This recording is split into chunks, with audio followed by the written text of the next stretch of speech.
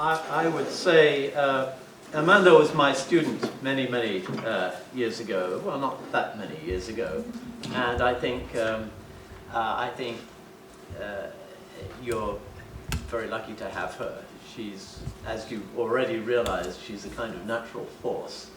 And thank you, Amanda. You have in front of you two paintings that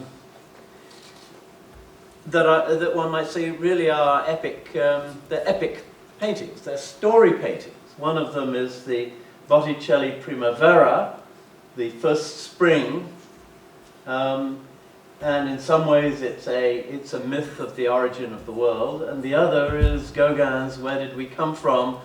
Who are we? Where are we going? Or what are we? Where are we going?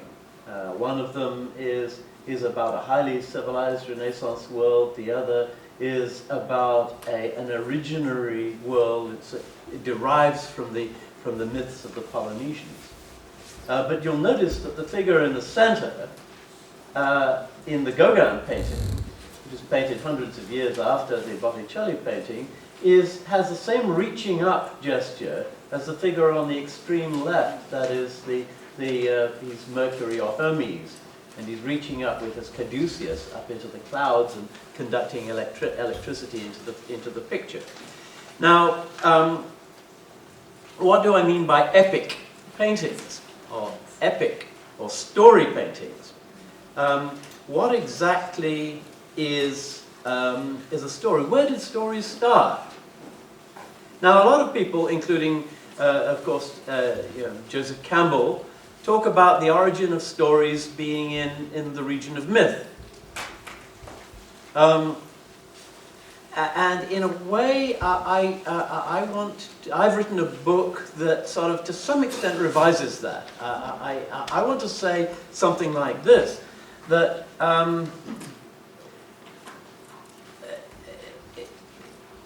myths are almost like, in some ways, they're like mathematical equations for how a set of ideas in a culture are related to each other.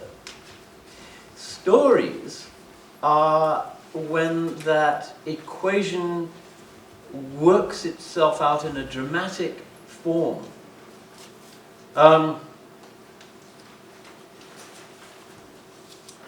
And the great original stories, the big stories, are what we call epic stories.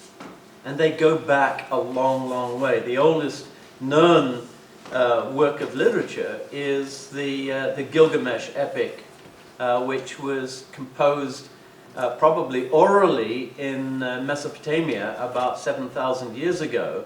And we have written cuneiform records of it that go back about 6,000 years. That's a long time.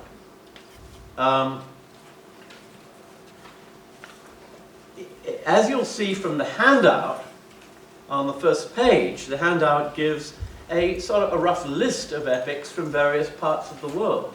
This is not something that is just a kind of European phenomenon. This is something that is worldwide. This is something that was, we used to think of epic as being, Homer and Virgil. And then we started to say, well, Beowulf is epic too. Nibelung, the Nibelung saga is epic, and so on. We started to add to it. But it's only fairly recently that we've begun to see that the great stories of other cultures, like the Japanese Heike, or the Chinese, the Epic of the Three Kingdoms, or the Indian Mahabharata, the Popol Vuh of the Mayans, that these are epics too, or the Mwindo epic of the Congo, of Central Africa, one of the great epics, and is still being told orally. So I want to talk a little bit about then. I want to talk a little bit about epic, about, in a sense, the originary grand narrative, the originating big story, a whole lot of stories that we know of, as it were, come out of epic. They're little pieces of epic. If you take the Greek plays, for instance, of Aeschylus and Sophocles, Euripides, most of them are sort of take an episode or something like that in the great epic, the story of Troy, and its aftermath, and the myths and the stories that preceded Troy. Take one of those stories and sort of expands it and analyzes it. And the same thing goes for all kinds of episodes in Virgil's Aeneid. It's as if an epic is not just a great story, but it's a kind of source of great stories. Now, in some traditions, like the Mahabharata sort of started out as an epic that would have been something on the scale of, let's say, the Iliad, but then was added to. All those other stories were not standalone. They were added into the Mahabharata. So you have this huge kind of baggy epic that is infinitely rich. The Mahabharata is simply amazing. And there are a lot of other epics that are like that. And then there are some that are very, very much constrained and finished and tight, like the Heike, the Japanese one, or the Shahnameh, the Persian one, or like the Window epic in Africa.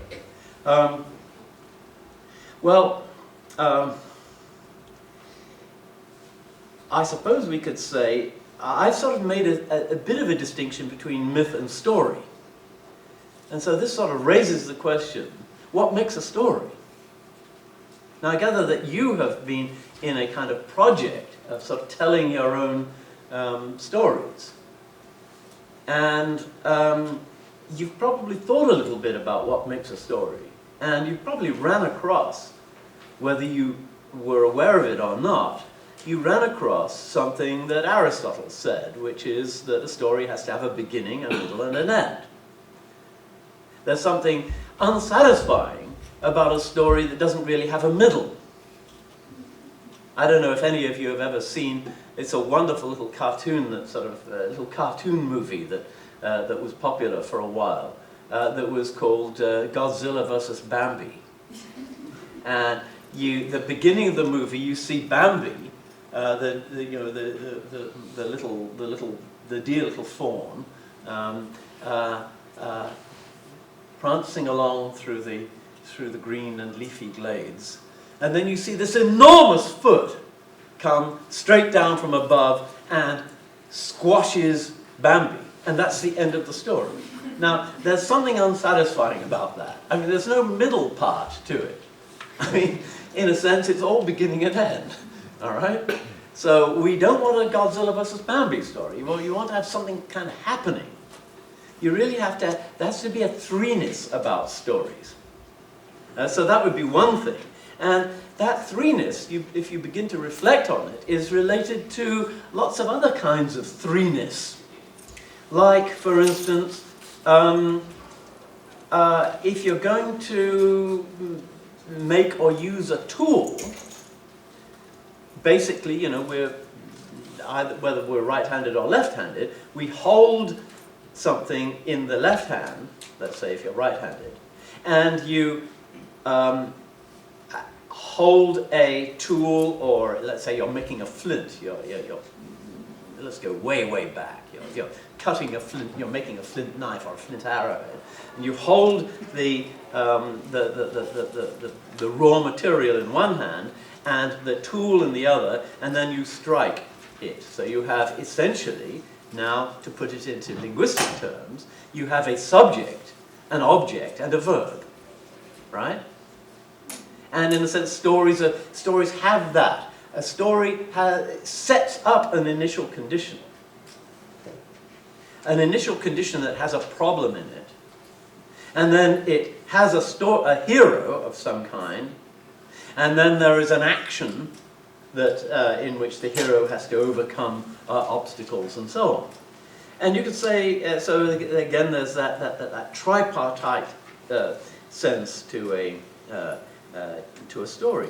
If we think about our rituals, we will usually have an inaugurating rite to begin the ritual. Then you enter a middle space within the ritual that is often called by anthropologists the liminal space, a space that is betwixt and between, where human beings lose their ordinary status roles and become equal, and there's a free and easy sort of relationship among the people. And then there is a concluding ritual which ends it and brings us back to ordinary society again, but presumably with something changed, like the happy couple are no longer just a happy couple, they're now man and wife, or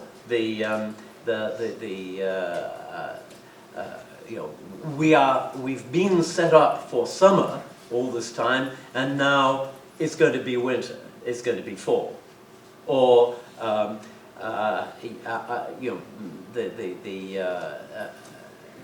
for a funeral. I've just been to a funeral.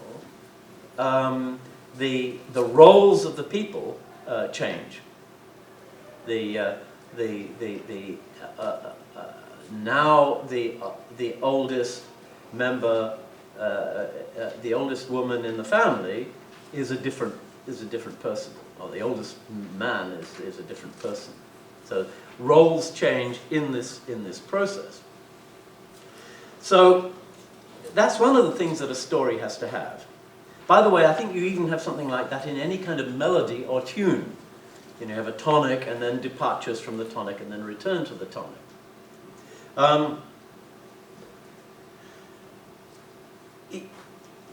Another thing that's needed in story is what anthropologists and animal ethologists call theory of mind.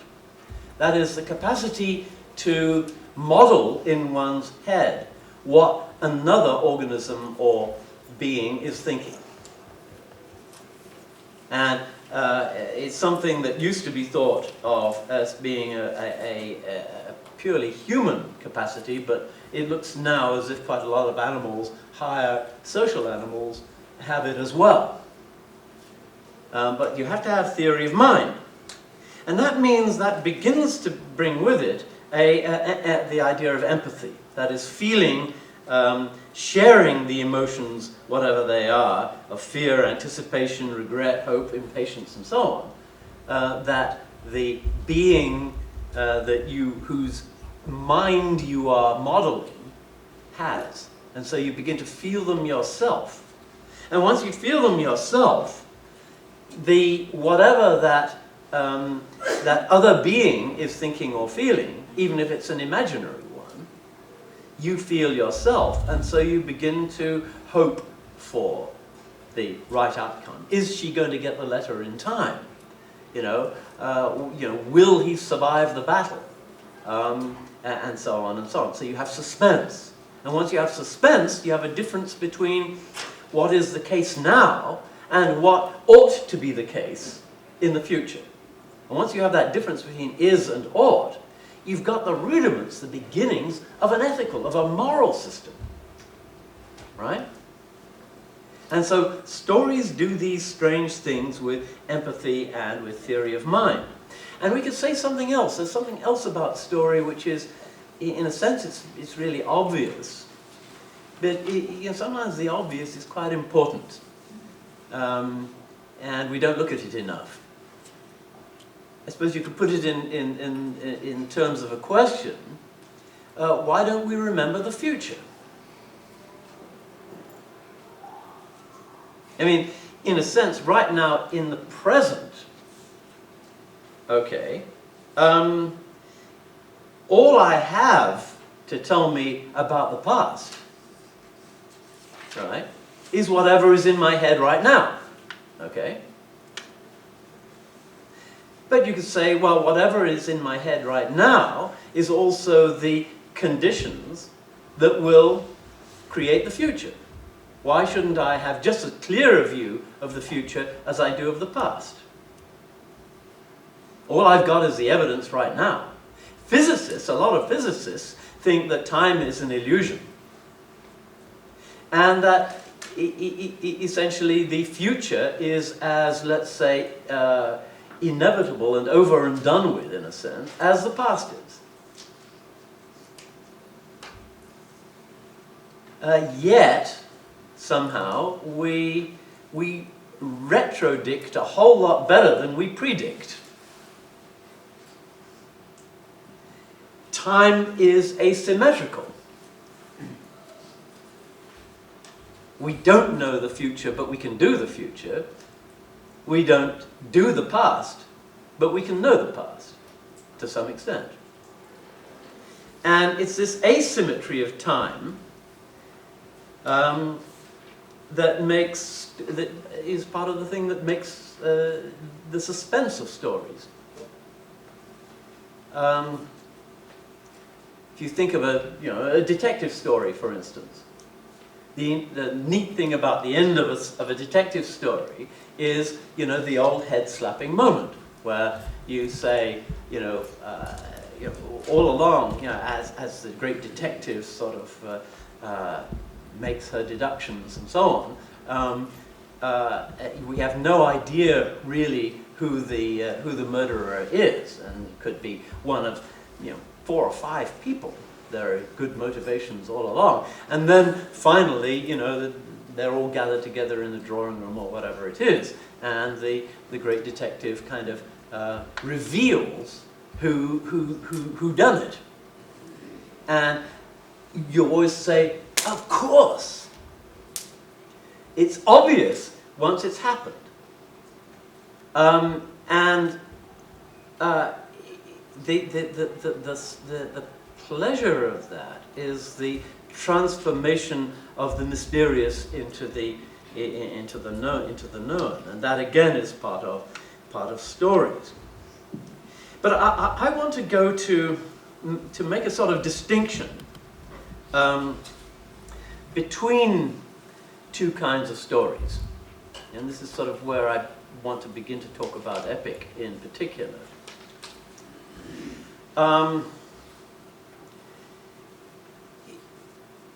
Now, I think, as you've probably found in trying to tell your own stories, there's usually a little kernel or a little seed of something in that story which genuinely does come from a deep mystery, has a deep mystery in it. And if there is, then it's probably going to be a good story. There's going to be something strange and mysterious, maybe even bizarre about it. It's usually just a tiny bit. If you put too much of that into an ordinary story, the people listening to you will not believe it. I mean, recently we've had the movement of magic realism, which has to some extent enlarged our tolerance for the bizarre, for the odd. But basically, when you tell a story, you're using an existing language, you're using an existing set of, an existing vocabulary, an existing set of expected conditions. If I start a story, well, I was driving down the highway the other day.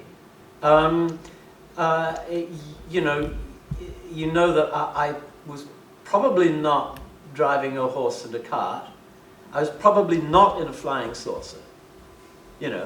That maybe the story is going to have something to do with traffic conditions, and so on and so on and so on. We've got an existing kind of world. You start a contemporary novel, the novel from anywhere in the last 100 years, ordinary kind of novel, and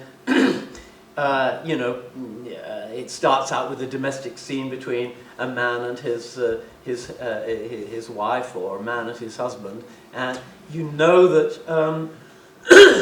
that you already know that something is going to happen that is either going to mess that relationship up, or is going to reveal that it was messed up all along, or that is going to fix the relationship, or something like that. You already have that kind of existing vocabulary, that existing set of expectations. But that's because we already have a language. And we have a moral language. We have a language that says, oh, that person lied, that person is bad. Oh, yeah, that's the wrong thing to do. We judge people according to moral ideas that have already been set up. They're already part of the language. You know, I've sometimes thought that, in a way, the Genesis story is sort of cheating, because Adam and Eve are given the power of language. And I think one might say, well, knowledge of good and evil is right there in the power of language. I mean, you know, if you really wanted to come up with how did we get knowledge of good and evil, it would have to be something that would either be prior to language or emerge at the same time, if you see what I mean. But far be it from me to argue with that extraordinarily great story. Maybe the story is supposed to make us ask that question. But the distinction I'm trying to make is something like this.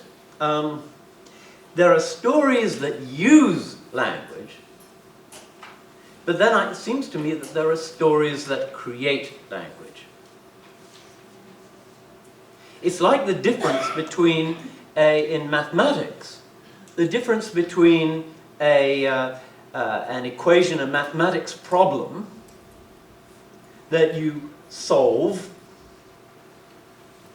according to the various rules that you already have, the various pieces of mathematical logic that you're using. But that mathematical logic is based upon axioms.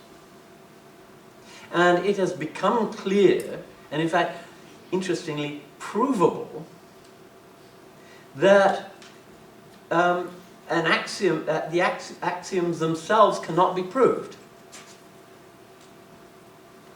Gödel came up with a beautiful little story about that, which is the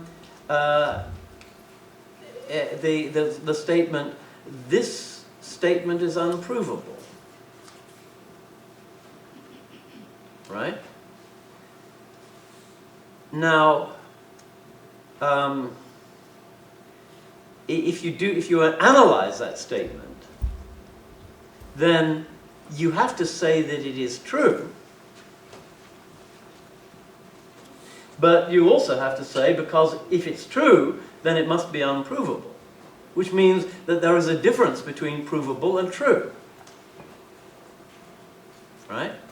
So there are, and Gödel showed that every system of logic, every system of thinking will contain a statement, something like, this statement is unprovable. And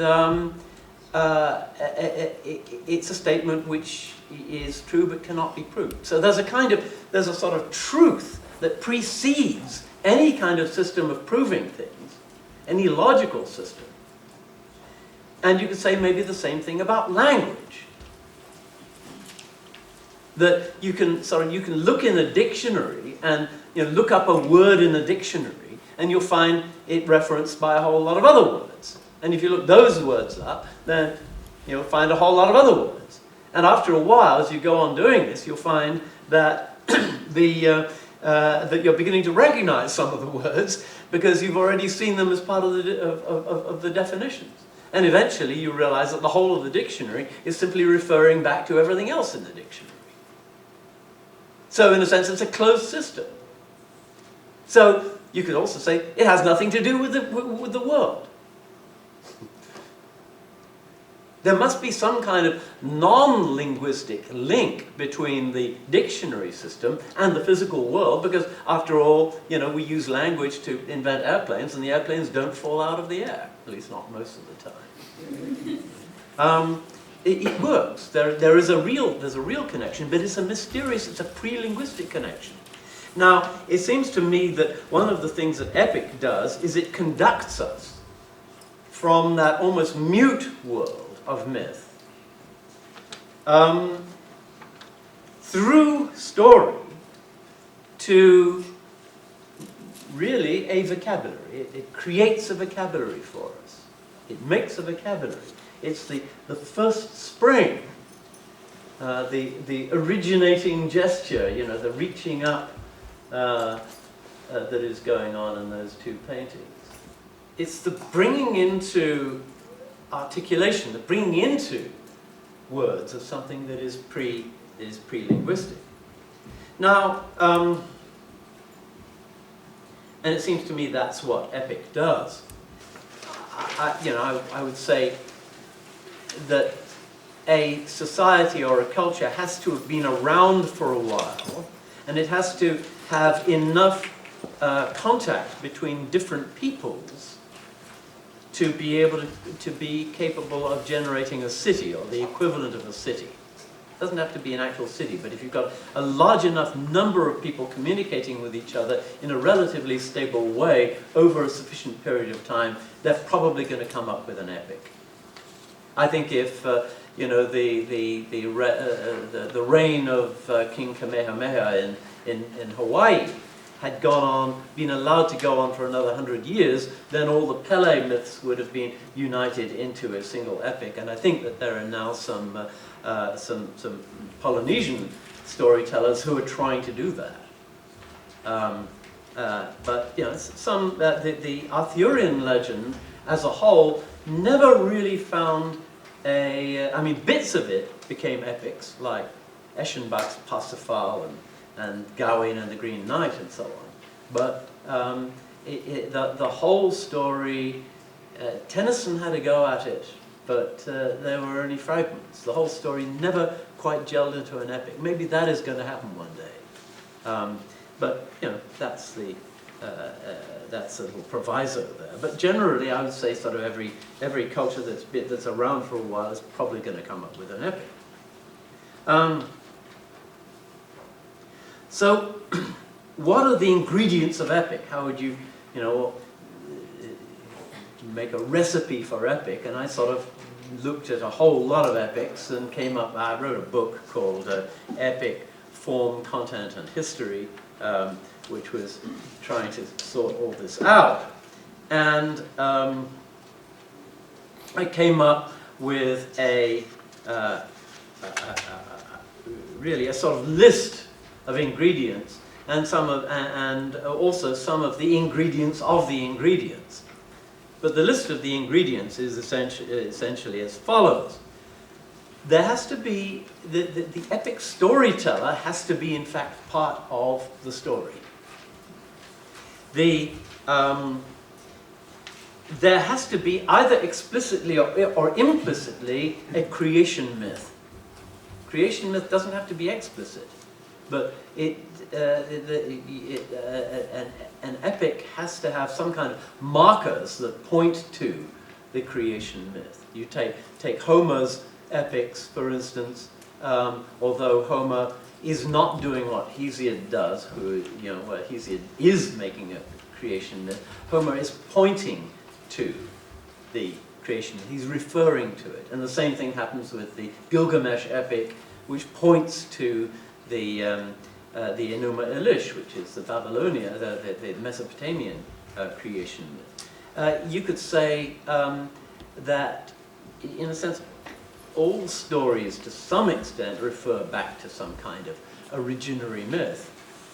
And even to sort of take contemporary stories, it seems to me that there are three kinds of stories. You think of novels and short stories and so on.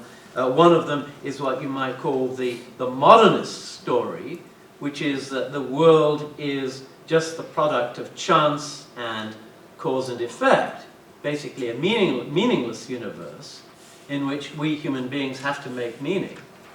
And that's, you might say, the existentialist creation story. Then there is what you might call the postmodernist creation story, which is that the universe is simply a kind of fiction, that it's sort of thought up by a given culture. It's socially constructed, and every culture has a different universe. And then there is what you might call, the Gaia fiction, in which nature itself is the creator, and sort of one's beginning to move back towards a kind of deist, or at least a deist kind of view of the origin of the world. So there's that underlying sort of sense of a creation myth. But what epic is doing is it's not just referring back to a creation myth. It's either generating a creation myth or profoundly revising it, or realizing it in terms of story. And all right, well, sorry, I'm dwelling on that, and I mean to come back to some of these things. And of course, an epic has to have a hero or a heroine, somebody who is a central figure, somebody with whom we empathize. So we can have several. You know, it doesn't have to be one. And then there is a quest. And again, I'll say a few words about that later on. I want to get this list in front of us. Kinship troubles, family troubles.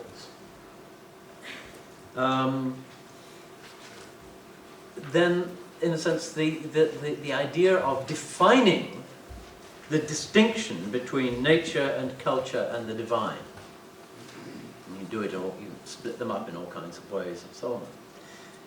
Then there is something I think that is profoundly important that you find in many myths, and people have, I think, not paid enough attention.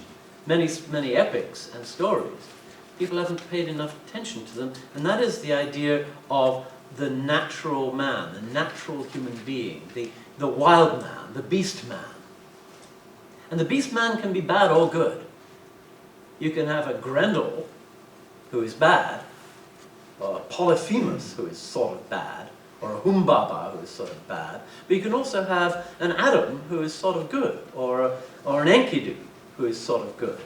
Or a lot of the epic heroes, a lot of the Asian epic heroes either begin as being almost sort of like wild men themselves, and then become civilized, or are civilized and have to, in order to become heroes, they have to go out into the forest and become wild men for a while, and then return. And of course, Parsifal, the great hero of the epic of that name by Eschenbach, Parsifal is brought up in the wilds as almost like a nature child, and all of his troubles and revelations come when he encounters the need to be cultured and civilized and polite, and that separates him from his initial naivety, and it's the initial naivety that makes him blessed, and he has to recover that somehow. And you get you could say that in some ways that's what Wordsworth's epic, the Prelude, is all about. The wild child who somehow gets civilized, and the great term for that is the fall. That we fall from innocent and natural into cultural and troubled and thoughtful, and we start worrying about the future and so on. Then there is the descent into the underworld. Again, one of the fundamental things that we have to deal with is death. You know, if you have the extended future, that extended future will include the fact that we're not going to be there at some point, and the descent into the underworld. Especially, we first realize that when somebody close to us dies, a friend or a relative, and at that point you say, where have they gone? Can I get them back? And epic usually has, either explicitly or implicitly, has some kind of episode in which the hero goes through a descent into the underworld. And then there is the founding of the city. the making of a community, the making of a place where people from different tribes can live together. Then there is the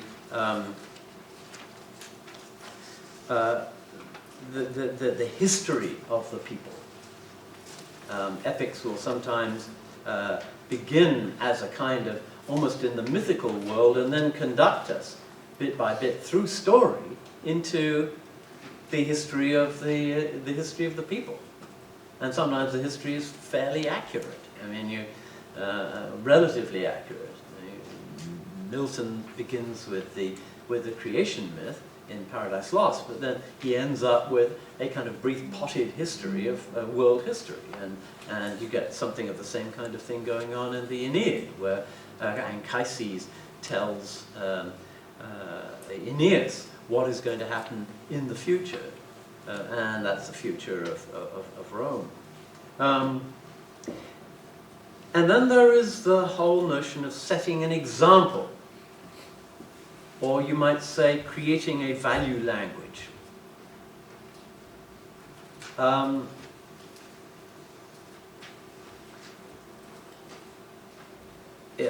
It's not just good and bad. And even good and bad is complicated because it's not the same as pleasurable and unpleasant. There's a difference between what is the difference between the painful and the pleasurable is not the same, and we know that it's not the same as the difference between bad and good. But then there are all these other things. I mean, right and wrong, which is different from bad and good. Elevated and base, admirable and despicable. Very interesting thing. Firstness and secondness. Things which we regard as fundamental and things which we regard as derived from the fundamental, and so on. As a whole, I have a whole list of them. And epic will usually deal with its own means of communication. And this can get really complex.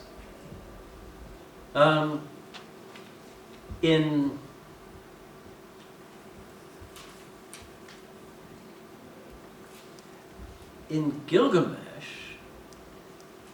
and also, oddly enough, in the Popol Vuh, the Mayan epic, the story, there's a problem of how the story is told.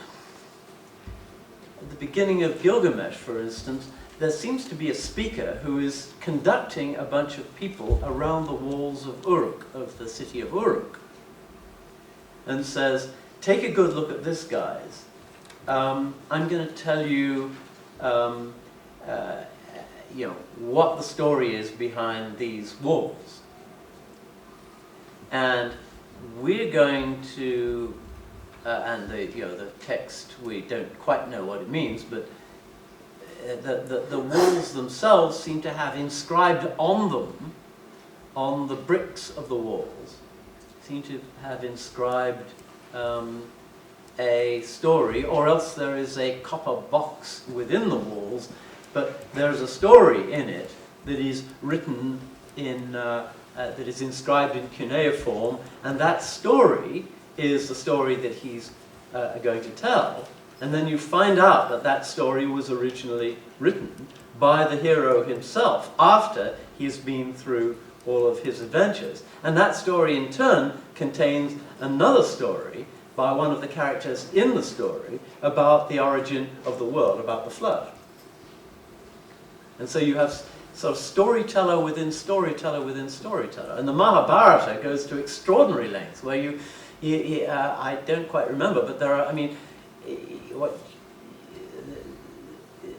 there's something like 6 different storytellers, one within the other, almost like, quote, and then double quote, then single quote, and then double quote, and then single quote, and then double quote, and then single quote, and then closing the quotes off towards the end. So there's this whole this very strange business of the medium of communication. And then that also extends to how it gets to us. Is it oral or is it written? And it used to be thought that you had oral epic and then you have written epic. But now it looks as if there's always an element of the written in the oral, and there's always an element of the oral in the written.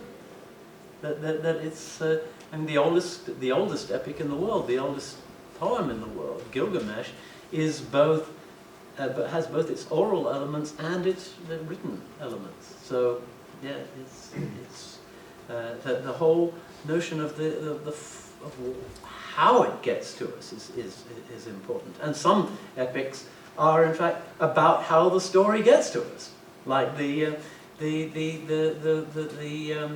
Journey to the West, which is all about the great about Tripitaka, the great holy man who, with the help of Monkey, the irrepressible monkey, and his friends, Pixie and Sandy and so on, carry the scriptures of the Buddha over the Himalayas from India into China. Or the Odyssey, in which Odysseus carries the story of Troy back to Greece. And so in effect, these are stories about storytelling, about carrying the story. So there's all of that complicated stuff that's going on.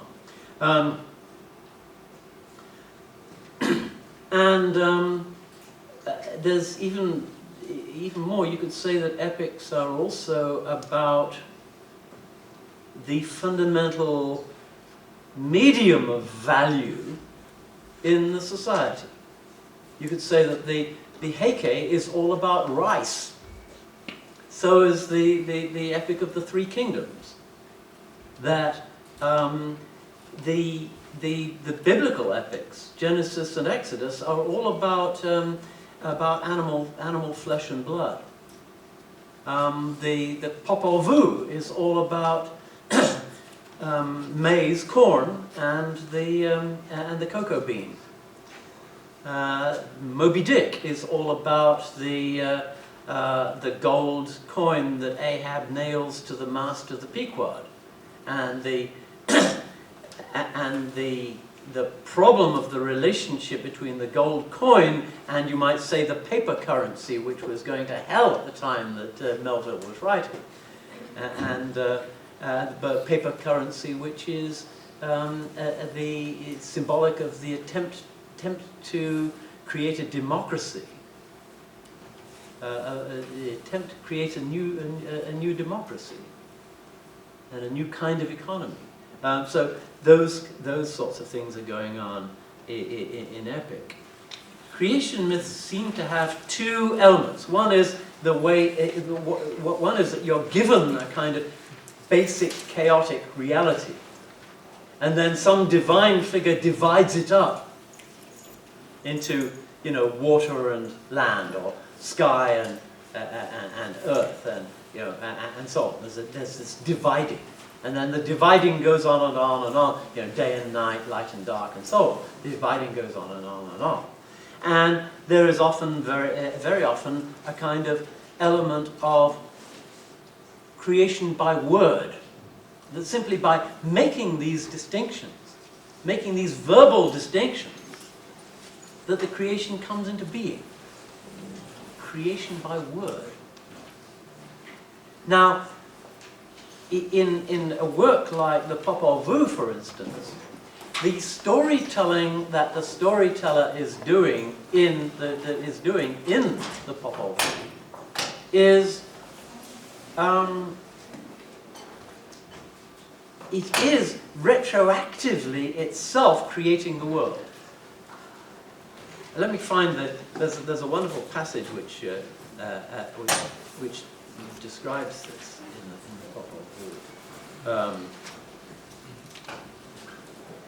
Vuh. This is the beginning of the ancient word, here in this place called Quiche. Here we shall inscribe we shall implant the ancient word, the potential and source for everything done in the citadel of Quiché, in the nation of Quiché people. And here we shall take up the demonstration, revelation, and account of how things were put in shadow and brought to light. So it's not just talking about something, it's making it happen. So I think that in a way this notion of the fundamental story, I know some of you have to leave and you have classes and so on, this is what epic is about. Now I want to conclude with what is, I think, a speculation that will work. And the speculation is something like this. Why would we, so many people all over the world, come up with this kind of big story? What is the big story of? I think one could say that it is the story of human evolution told from inside. It is our attempt to figure out where we came from, who are we, and where we are going. That it's about our human evolution from the inside.